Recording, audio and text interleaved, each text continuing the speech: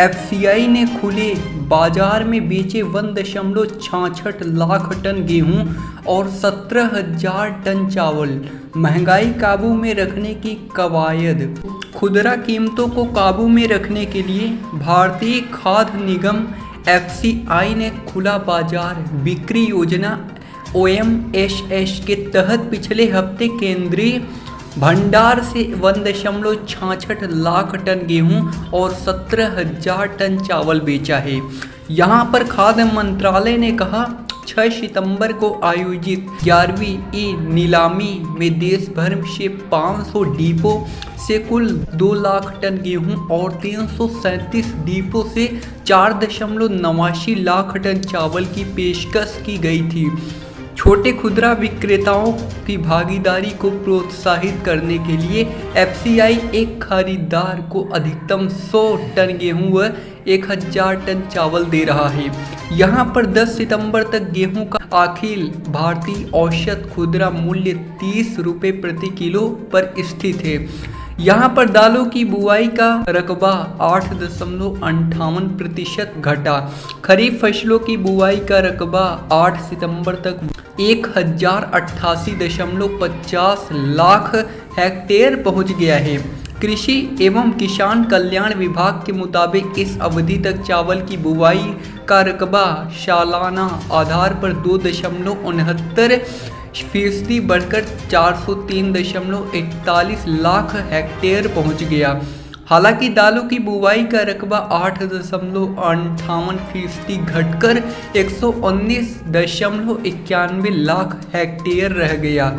जैव ईंधन गठबंधन से 2025 तक तेल आयात पर 45,000 करोड़ रुपए बचाएगा भारत। वैश्विक जैव ईंधन गठबंधन की G20 अध्यक्षता के ठोस नतीजों के रूप में वैश्विक स्तर पर भारत की स्थिति मजबूत करेगा।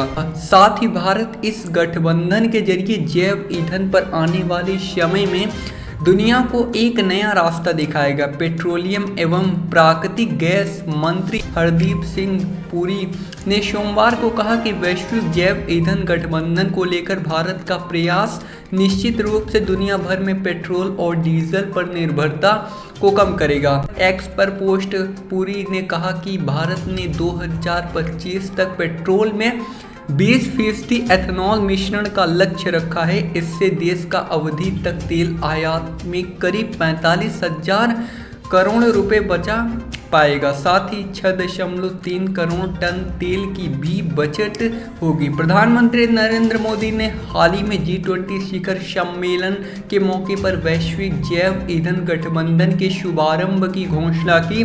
कम से कम 19 देश और 12 वैश्विक संगठन पहले ही गठबंधन में शामिल होने पर सहमत हो चुके हैं।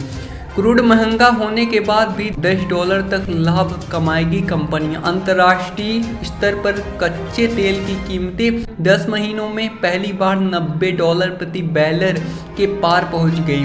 इसके बावजूद घरेलू रिफाइनरी कंपनियां चालू वित्त वर्ष में $9 से $10 प्रति बैरल या रिफाइनिंग मार्जिन कमा सकती है। केयरएस रेटिंग्स ने कहा इन कंपनियों ने अभी तक रूस से सस्ते में कच्चा तेल खरीदा है। क्रूड के $90 प्रति बैरल पर जाने के साथ रूस के तेल की तुलना में ब्रेड क्रूड की कीमतों के बीच का अंतर भारतीय कंपनियों के लिए बढ़ गया है।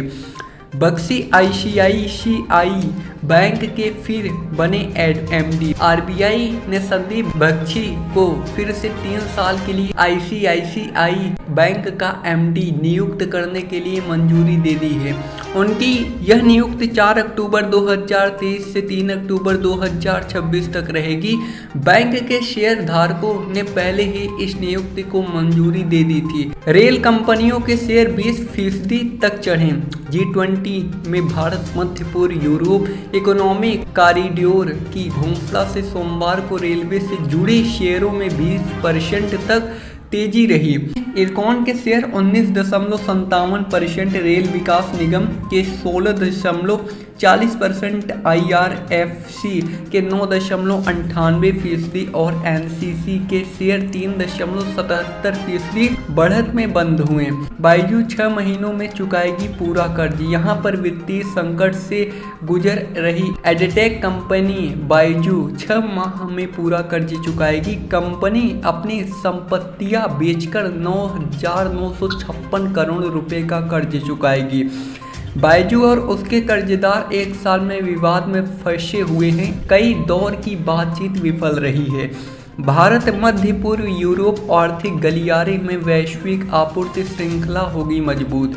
इंजीनियरिंग निर्यात संवर्धन परिषद EEPC के अध्यक्ष अरुण गोरोडिया ने कहा कि भारत, मध्य पूर्व, यूरोप आर्थिक गलियारा गेम चेंजर परियोजना साबित होगी और वैश्विक व्यापार को भारी प्रोत्साहन देगी। G20 नेताओं के शिखर सम्मेलन के दौरान घोषित परियोजना को वैश्विक आपूर्ति श्रृंखला को मजबूत बनाने वाला बताते हुए उन्होंने कहा, यहाँ पर यह 2 महाद्वीपों के बीच वस्तुओं और सेवाओं की आवाजाही को पुनः परिभाषित करेगी। यहाँ पर व्यापार और निवेश पर सकारात्मक प्रभाव। गोरोडिया ने G20 में अफ्रीका संघ को शामिल करने और वैश्विक जैव ईंधन गठबंधन को भी ऐतिहासिक घटनाक्रम बताते हुए कहा, व्यापार और निवेश पर सकारात्मक प्रभाव पड़ेगा। गोरोडिया ने कहा कि PM मोदी के नेतृत्व में भारत के शानदार परिणाम दिए हैं। यहाँ पर नई दिल्ली घोषणा पत्र उनके निर्णायक और कार्योन्मुख नेतृत्व का शानदार उदाहरण है।